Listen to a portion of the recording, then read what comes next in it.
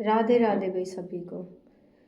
आज मैं आप लोगों को बताऊंगी मूल आधार चक्र के बारे में। मैं एक एक करके वीडियो बनाऊंगी, सातों चक्रों के बारे में एक एक चीज़ आपको समझाऊंगी। आप चाहो तो वीडियो सेव कर सकते हो, आप चाहो तो लिख भी सकते हो। ठीक है, सबसे पहले हम बात करेंगे मूल आधार चक्र की, जो कि हमारी रीढ़ की हड्डी के बिल्कुल नीचे होता है। ठीक है, उसका पृथ्वी तत्व मानते हैं उसको, गणेश जी तत्व बोलते हैं, और माँ भद्रकाली का तत्व भी बोलते हैं उसको, जहाँ पे कुंडलनी शक्ति विराजमान होती है, सांप की तरह बैठी रहती है। ठीक है, जब हमारी कुंडलनी शक्ति जागृत होती है तो वो ऊर्जा नीचे से उठ के हमारे सातों चक्रों में से होती हुई ऊपर की तरफ चलती है और फिर पीछे की तरफ जाते ऐसे गोल चक्र की तरह घूमती है, और वो हमारी ऊर्जा ब्रह्मांड तक पहुंचाती है, और ब्रह्मांड से हमारे पूरे शरीर में वो ऊर्जा बहना शुरू हो जाती है ना। तो जो मूल आधार चक्र है हमारा, अगर हमारा मूल आधार चक्र खराब होता है, ठीक है, आप ऐसे बना लिख भी सकते हो। जैसे देखो, मैं लिख के रखती हूँ सारी चीज़ें, क्योंकि कई बार क्या होता है कि हम भूल जाते, याद भी नहीं रहता है। मैंने दो दो तीन तीन डायरियों में ये चीज़ें लिखी और मेरे दिमाग में याद भी हो जाती है। जब हम लिखते हैं तो याद होना शुरू हो जाती है हमें, है ना।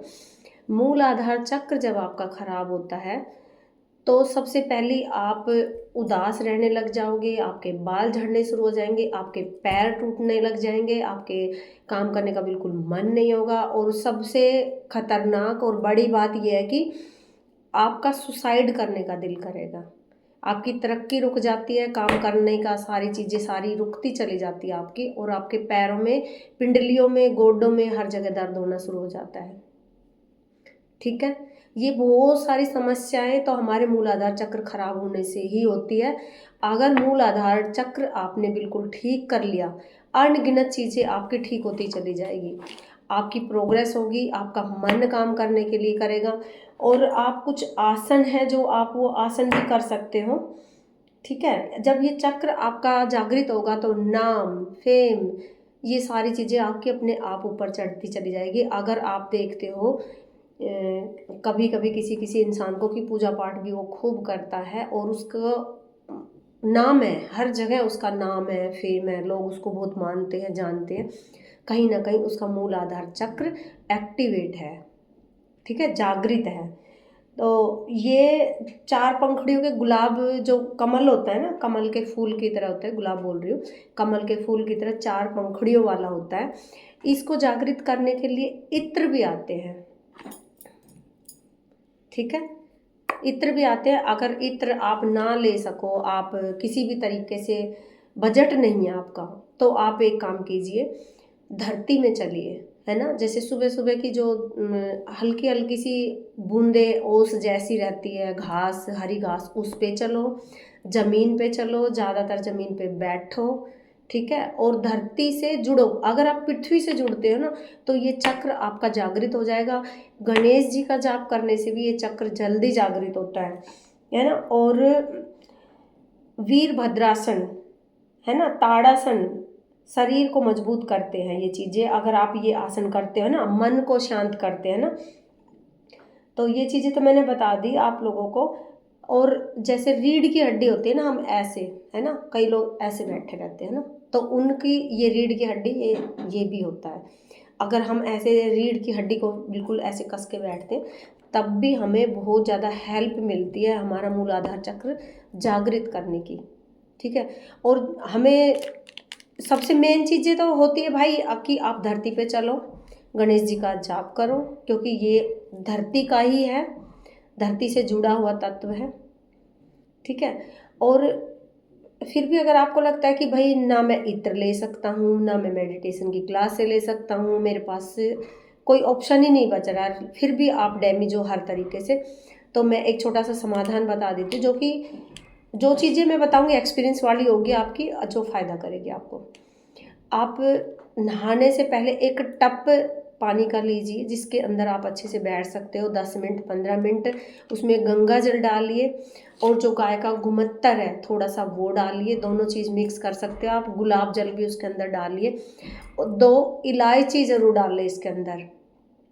इलायची बोल रही हूँ मैं, 2 इलायची उसके अंदर जैसे फोड़ के करते हैं ना, ऐसे वो फोड़ के डाल सकते हो आप। ठीक है, आप 15 मिनट 10 मिनट आप उस जल के अंदर बैठिए, आराम से रिलैक्स होके बैठिए, तब भी आपको बहुत ज़्यादा हेल्प मिलेगी आपका चक्र एक्टिवेट होने में। ठीक है, और जाप करते करते तो ये अपने आप ही ऑटोमेटिक जागृत हो जाता है ना। जब कोई भी मास्टर, रेकी मास्टर या कोई भी आपके शक्ति डालता है ना, तो सबसे पहले वो जब आपके अंदर पावर डालता है, आपका शक्तिपात करता है, तो सबसे पहले आपका मूल आधार चक्र ही एक्टिवेट होता है। आपकी जो कुंडलनी शक्ति है वो हलचल मचाना शुरू कर देती है, वो जागृत होना शुरू हो जाती है। उस वक्त हमें बताने वाला कोई नहीं मिलता है कि हम किस तरीके से क्या करें, और हम ऐसे चलने की बजाय हम टेढ़ा चलना शुरू हो जाते हैं। तो यहाँ हमें बहुत ज़्यादा सावधानी रखने की ज़रूरत है, क्योंकि ये नींव है ना। अगर पेड़ की नींव ही कमज़ोर होगी, मूल आधार चक्र हमारे पूरे शरीर की जड़ है, अगर जड़ ही किसी तरीके से हिल जाए, अगर जड़ ही कमज़ोर हो, तो पेड़ तो गिरे ही गिरेगा। ठीक है, सेम बिल्कुल वही हमारे साथ वही चीज़ है।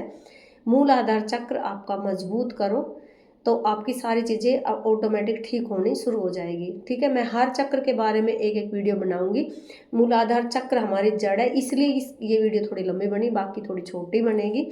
और आप मेडिटेशन लम लम ऐसा मेडिटेशन आप इसमें सर्च कर सकते हो, आप इसका भी उच्चारण कर सकते हो।